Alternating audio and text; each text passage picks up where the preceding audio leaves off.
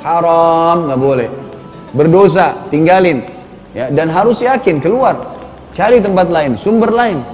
Allah tidak akan mengubah satu keadaan kaum sampai mereka mengubah diri mereka sendiri. Keluar dulu, ikhtiar, baru Allah berikan jalan keluar. Kalau tetap aja di situ, kalau keluar saya nggak tahu mau berikan makan istri anak saya, ya tetap aja begitu. Allah nggak akan ubah keadaan dia. Innallaha la yughayyiru ma biqaumin hatta yughayyiru ma bi anfusihim. Allah nggak akan ubah keadaan satu kaum sampai mereka memulainya. Mereka coba dulu, baru kemudian Allah ubah, gitu kan? Harusnya begitu.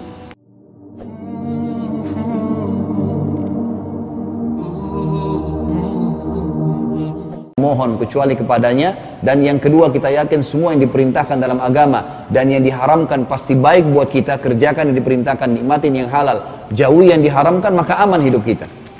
Teman-teman yang masih kerja di tempat yang haram, jangan takut, Allah pemberi rezeki.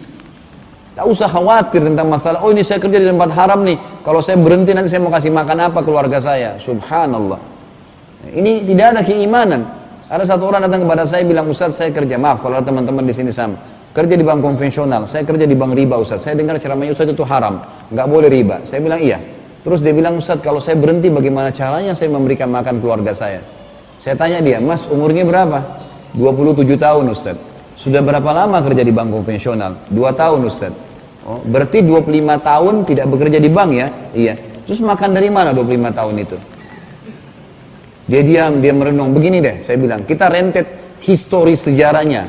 Hidup Anda kita rentet. Dari rahim ibu, 9 bulan di rahim ibu. Pernahkah berpikir makan dari mana waktu itu? Dia bilang, nggak pernah. Ibu kita setengah mati nih. Ya, makan, minum segala, saripatinya melalui plasenta masuk ke kita. Kita cuma tahu, berenang, dalam kantong ada air, semuanya lengkap. Nggak pernah berpikir makan dari mana. 9 bulan aman. Siapa yang amankan itu? Allah subhanahu wa ta'ala menjamin dia. Baik, pada saat Anda lahir menjadi anak-anak, saya bahkan sempat tanya, Mas, waktu kuliah, sampai kuliah, siapa yang biayai? Dia bilang orang tua saya yang biayai, sampai sarjana. Baik, waktu anak-anak sampai kuliah tuh, kalau butuh apa-apa, tinggal bilang nggak sama orang tuanya? Iya, tinggal bilang. Saya mau ini, saya mau itu, dibelikan semua. Apalagi waktu masa kanak-kanak. Masa kanak-kanak saya bilang pasti kita nggak mau tahu, menangis, minta es krim, minta permen, minta baju, pokoknya nggak mau tahu orang tua dari mana duitnya. Pokoknya kita harus dapat, dan kita terpenuhi itu bertahun-tahun sampai Mas umur 25 tahun terpenuhi kan semua. Dia bilang iya. Baik, dari mana semua itu? Terpenuhi. Dan waktu itu belum sarjana loh ya. Kenapa sekarang sudah jadi sarjana ketakutan dengan rezeki? Bagaimana caranya? Pemikirannya nggak nyambung secara rasional, gitu kan? Dan kalau Anda mau tanya kepada saya hukumnya, tidak mungkin yang haram kami bilang sebagai dai, oh halal, nggak boleh. Haram ya haram, ini haram. Nggak boleh dicari dari samping ada halalnya nggak ya? Dari bawah ada halal, haram, nggak boleh. Berdosa, tinggalin. Ya, dan harus yakin keluar, cari tempat lain, sumber lain. Allah tidak akan mengubah satu keadaan kaum sampai mereka mengubah diri mereka sendiri. Keluar dulu, ikhtiar, baru Allah berikan jalan keluar. Kalau tetap aja di situ, kalau keluar saya nggak tahu mau berikan makan istri anak saya, ya tetap aja begitu. Allah nggak akan ubah keadaan dia. Innallaha la yughayyiru ma biqaumin hatta yughayyiru ma bi anfusihim. Allah nggak akan ubah keadaan satu kaum sampai mereka memulainya. Mereka coba dulu, baru kemudian Allah ubah, gitu kan? Harusnya begitu. Ini poin yang pertama, dan memang cukup panjang, maaf. Insya Allah kita akan masuk di 3 potongan tersisa dengan saya ringkaskan. Jadi pokok pertama ini, untuk bertakwa kepada Allah harus takut kepada Allah. Takut kepada Allah melalui 2 poin tadi. Hanya yakin Allah pencipta, ya, yang lain selain Allah semuanya makhluk, dan ada syaitan yang berusaha menakut-nakuti manusia, harus ditepis dan dilawan. Itu kan mudah sekali. Kemudian semua yang Allah halalkan nikmatin, semua yang Allah haramkan tinggalkan. Ini poin. Ingat, yang Allah halalkan menunya banyak, yang Allah haramkan menunya sedikit. Yang Allah perintahkan itu banyak sekali ya variabelnya, dan efeknya besar. Yang Allah haramkan efek jerahnya besar. Begini maksudnya. Tadi Allah haramkan babi, dan Allah haramkan misalnya hewan-hewan bertaring. Ini haram, nggak boleh ya, dosa. Lihat gantinya, Allah gantikan sapi, kambing, ayam, kelinci, kuda, semua yang tidak bertaring. Semua yang bertaring juga di dalam air halal. Lebih banyak menunya yang halal tuh. Pada saat Allah haramkan khamr, nggak boleh minuman keras ya. Lihat apa Allah gantikan, susu, madu, sirup, air putih, banyak. gantinya lebih banyak. Allah bebankan kita kebutuhan biologis, butuh interaksi, butuh ngomong, butuh lihat, butuh cium, butuh letakkan kemaluan di kemaluan, itu kebutuhan.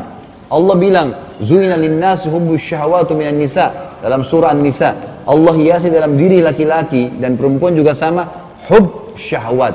Cinta diikuti dengan syahwat, ingin menyentuh, ingin mencium itu ada. Tapi Allah ajarkan caranya. Ada orang yang tidak ikut cara Allah berzina, ikut cara Allah nikah. Bedanya zina sama nikah cuma 5 menit, kalimat akad saja. Itu saja bedanya, gitu kan? Sekarang orang kalau mau nikah, mau halal, pelampiasan biologisnya, itu caranya sederhana. Allah SWT perintahkan, izin sama walinya, setuju, berikan mahar. Makin sederhana makin bagus, perangkat, alat sholat dan seterusnya. Wali perempuan datang, ada 2 saksi, kalimat akad. Wali cuma mengatakan, wali perempuan, saya nikahkan kamu sama anak saya si fulana binti fulana dengan mas kawin ini. Laki-laki mengatakan, saya terima, walaupun gugup sah. Ini Indonesia kalau gugup disuruh ulang. Sah, walaupun gugup, walaupun cadel. Dia bilang, saya terima sah. Itu sudah sah. Kalau dia tambah lagi si fulana binti fulana dengan mas kawin itu pelengkap, itu sudah sunnah. Kalau dia bilang saya terima sudah sah, karena walinya si perempuan sudah bilang nama anaknya, jenis maharnya sudah disebutin. Tinggal dia bilang saya terima. Bahasa Indonesia kah, bahasa Jawa kah, bahasa Arab kah, dia bilang saya terima tetap sah. Baik. Perhatikan di sini sudah sah. Orang kalau berzina tidak pakai kalimat ini. Subhanallah, semua ibadah itu, nikah ibadah, zina dosa. Semua ibadah dimulai dengan ketulusan, ikhlas ya. Kita kan disuruh ikhlas kalau ibadah. Diakhiri dengan kenikmatan. Semua dosa itu diawali dengan ketakutan dan kekhawatiran, dan ujung-ujungnya penyesalan. Akhirnya penyesalan. Semua begitu. Coba perhatikan orang kalau berzina, kebutuhan biologis. Orang nikah kebutuhan biologis. Kalau orang berzina, begitu mau berzina pasti ada rasa takutnya. Nggak ada zina nggak takut itu. Semua orang pasti ada rasa takut, rasa menyesal. Itu ada, Allah tanamkan. Kalau dia berzina, pelampiasan biologis, sudah ketakutan awalnya, dan kalau pasangannya hamil, dua-duanya malu, keluarganya malu, ya namanya rusak di masyarakat. Anak yang lahir nggak jelas statusnya, karena anak zina tidak boleh dinisbatkan kepada pemilik sperma. Dan kalau dia anak perempuan tidak boleh jadi wali pernikahan. Tidak ada hak waris di antara mereka. Ini semua 4 mazhab sepakat masalah itu. Tidak boleh ada hak waris di hasil zina, nggak boleh. Walaupun anda pemilik spermanya, gitu kan? Karena dari hasil tidak sah. Coba kalau orang menikah, selesai kalimat akad tadi 5 menit, saya nikahkan kamu, saya terima nikahnya, sudah selesai 5 menit. Kemudian orang semua tahu mereka hubungan biologis pada saat istrinya. Mereka lakukan biologis dalam kondisi tenang, sudah tahu ini istrinya. Orang semua tahu masuk kamar mau berhubungan biologis. Pada saat istrinya hamil, dua-duanya senang, keluarganya senang. Ya. Namanya harum di masyarakat, anak yang lahir jelas statusnya. Lalu kenapa harus zina? Kenapa nggak nikah? Gitu kan? Pernikahan yang kita Allah mudahkan, sebenarnya begitu. Jadi yang haram itu tidak nyaman, variabelnya sedikit, efek jerahnya besar. Sementara yang halal dan diperintahkan baik, efek balasannya juga besar. Itu kan? Kita kalau berhubungan biologis suami istri, kata Nabi SAW, di kemaluan kan ada sedekah, ada pahala besar. Katakan para sahabat mengatakan, ya Rasulullah, kami meletakkan, kami menikmatin biologis, kami dapat pahala. Kata Nabi SAW, kalau kalian letakkan di haram, zina, dosa nggak? Iya dosa, kata para sahabat. Kata Nabi begitu juga kalau diletakkan di yang haram. Jadi di sini biologisnya ketakutan berdosa, di sini malah biologisnya berpahala, gitu kan? Sampai Abdullah bin Umar itu setiap buka puasa, habis buka puasa segelas air dengan kurma, kemudian sholat maghrib pulang berhubungan biologis sama istrinya, karena dia tahu itu pahalanya besar. Ya, sampai seperti itu mereka lakukan. Tapi ini kita lihat perbandingan antara halal sama haram.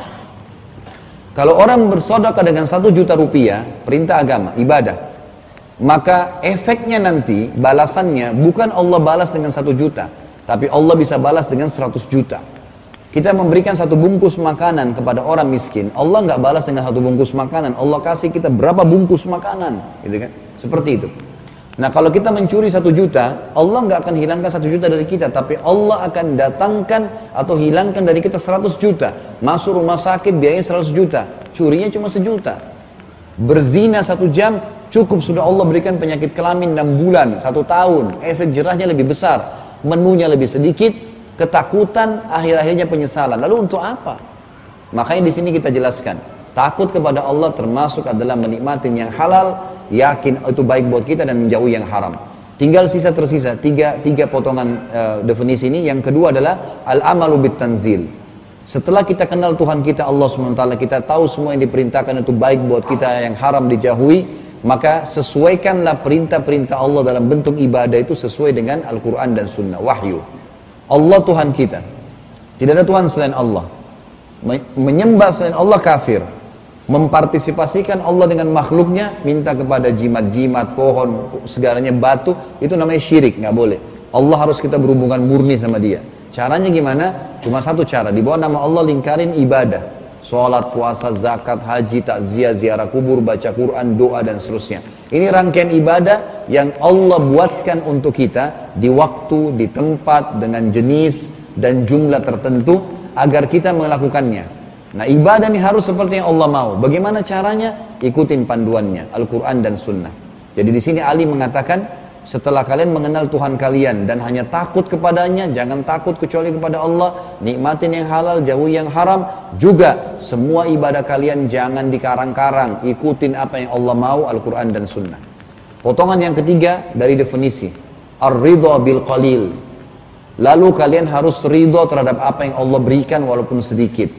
Ini kita akan singgung masalah konsep syukur. Teman-teman sekalian, kata kunci bertambahnya nikmat cuma satu, syukur. Itu saja. Allah akan tambah. La in syakartum la azidannakum. Kalau kalian syukur saya akan tambah. Wa la in kafartum inna adzabi lasyadid. Kalau kalian kufur maka azabku akan pedih. Harus kita bersyukur kepada Allah Subhanahu wa taala. Gitu kan? Hanya itu saja. Syukurin, Allah akan tambah. Manusia ya, ini ada tingkatan-tingkatannya, gitu kan. Tapi kita ambil, ada manusia yang bobrok sekali, ada 3 tingkatan manusia. Ada manusia yang bobrok sekali. Ini diberikan nikmat, tidak pernah bersyukur. Diberikan cobaan lebih parah lagi. Ini ciri-cirinya kalau kita ketemu, dari pertama ketemu sampai pisah, semuanya keluhan.